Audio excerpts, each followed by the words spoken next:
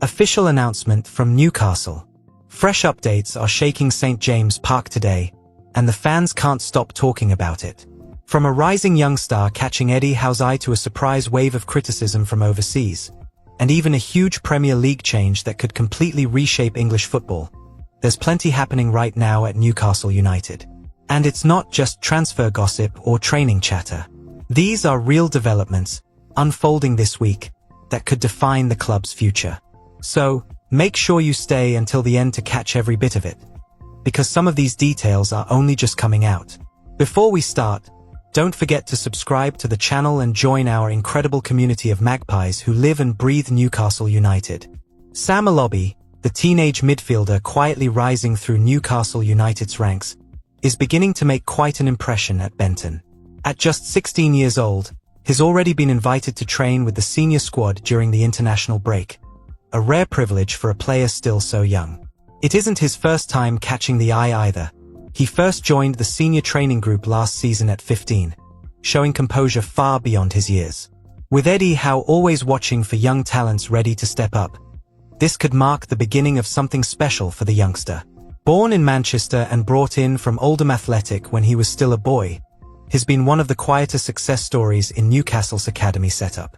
There were no headlines when he arrived, no hype or fuss, just steady improvement and good habits. Those who coach him talk about his calm nature, his balance on the ball, and his willingness to learn from every session. It's that mix of humility and quality that has carried him from the under-18s to the under-21s this season, where he's already scored twice and assisted twice. That progress translated into confidence under the spotlight last week, when he featured in the EFL Trophy against Mansfield Town, a game shown live on Sky Sports. Newcastle's youngsters drew 2-2 and won on penalties, with the teenager converting his spot kick coolly in front of the cameras. The composure he showed in that pressure moment impressed not just fans, but senior coaches who see signs of a player with a real football brain.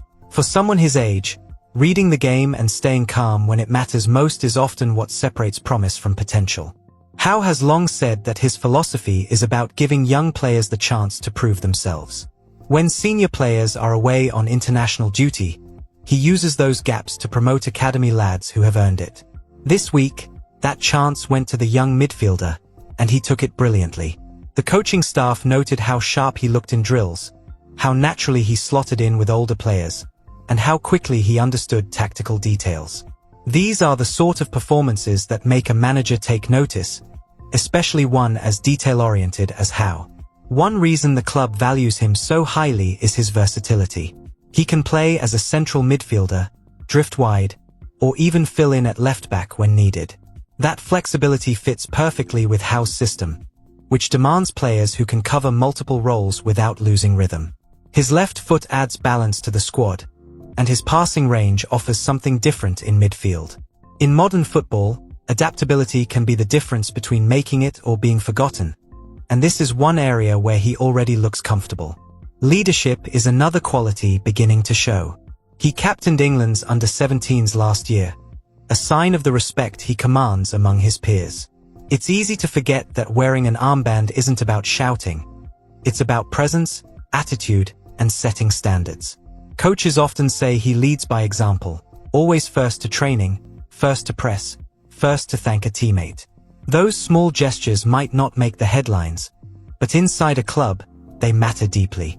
Howe's staff pay attention to that kind of behavior, seeing it as the foundation of long-term success. His growth is also being carefully managed. Newcastle's academy setup under Steve Harper has been praised for finding the right balance between challenge and protection. Young players are tested against stronger, faster opponents but never thrown in before they are ready. This gradual approach keeps them grounded while allowing their confidence to grow naturally. For the young midfielder, that plan seems to be working perfectly. He's learning what it means to play the Newcastle way, with intensity, purpose, and pride. The upcoming UEFA Youth League fixture against Benfica will be another important step. These matches are watched closely by scouts across Europe, and it's where many top youngsters first make their names. Facing continental opposition teaches new lessons about tempo, movement, and tactical awareness. If he performs well there, the buzz around him will only grow louder. And within the club, there's already quiet talk about offering his first professional contract in the coming months to secure his future. Fans love seeing one of their own come through the ranks, especially at a time when the Premier League feels dominated by money. There's something more genuine about a young player making his mark through hard work and talent. Supporters have already started talking about the teenager on forums, praising his calmness and technical ability. The comparisons with Lewis Miley are inevitable, but every young player's path is different. What matters is that the club now has a structure that allows players like this to thrive. There's still a long way to go, of course.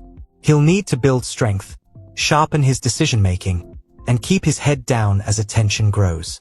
But everything about his story so far suggests he has the right attitude to go the distance. Eddie Howe wants hunger, not hype, and that's exactly what is showing. If he keeps this up, the day he walks out at St. James Park in a first-team shirt might come sooner than anyone expects. The fans will be ready. The club will be ready. And perhaps, most importantly, so will he. What makes this rise even more exciting is how naturally it fits into Newcastle's broader vision under Eddie Howe. The club is no longer just chasing short-term success. It's building something sustainable, rooted in youth and smart recruitment. Watching a 16-year-old step up with such composure reminds fans that the future isn't just about big transfers or global names. It's about nurturing character and potential within the system. The connection between the academy and the first team has never been stronger, and stories like this prove that hard work still opens doors. For Newcastle supporters, that's the kind of football story that truly warms the heart. Joe Linton has once again found himself at the center of attention, this time not in England but back home in Brazil, where criticism from journalists has reignited debate about his place in the national team. Following Brazil's 3-2 defeat to Japan, pundit Rodrigo Matos questioned Carlo Ancelotti's squad selection, bluntly stating that the midfielder does not have the quality to represent the Silicaro. For Newcastle United fans who have witnessed his transformation under Eddie Howe, those words feel harsh and unfair. In England, he's become a symbol of graft, power, and consistency, a complete turnaround from the struggling forward who first arrived at St. James Park.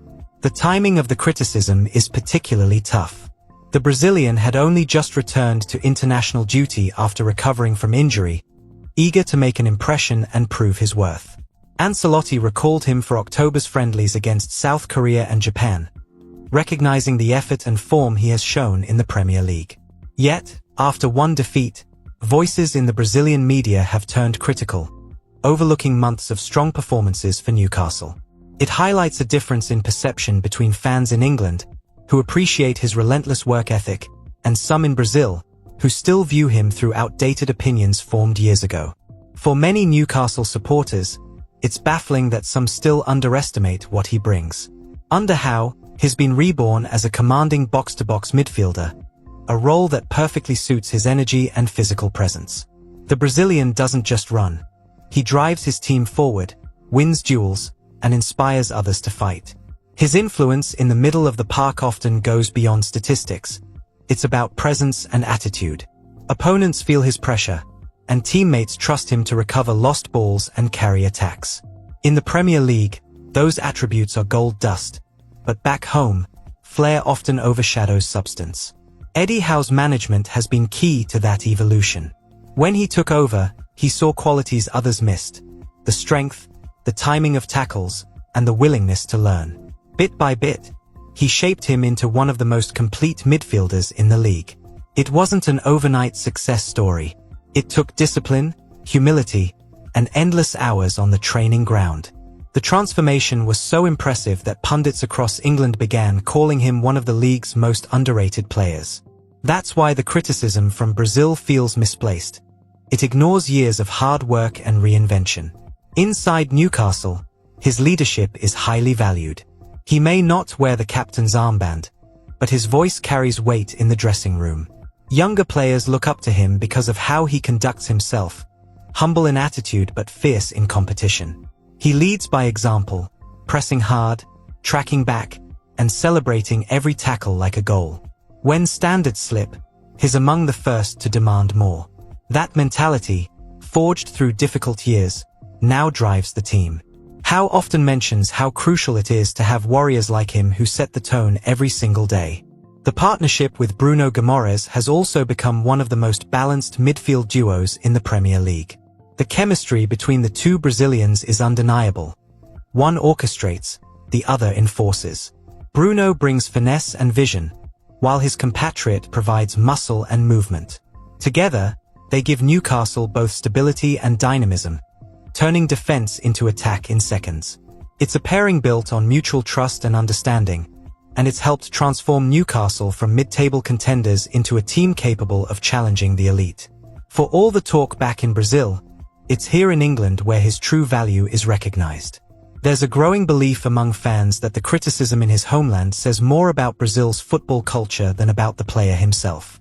Supporters there often idolize creative stars, while players who thrive on intensity and physical strength don't always get the same appreciation. Yet modern football needs both. The balance between beauty and brute force wins matches, and that's exactly what the midfielder brings. If Brazil truly wants to compete with Europe's best again, it needs players like him. Warriors who press, cover, and sacrifice for the team. Newcastle fans see that clearly every weekend. Beyond the pitch, he's known for his humility and his connection with supporters. He never forgets to acknowledge the fans after matches, no matter the result. Around Newcastle, stories circulate about how approachable he is, stopping for photos, chatting with kids, and showing genuine warmth. Those who remember his early struggles smile now when they see the applause he receives walking off the pitch.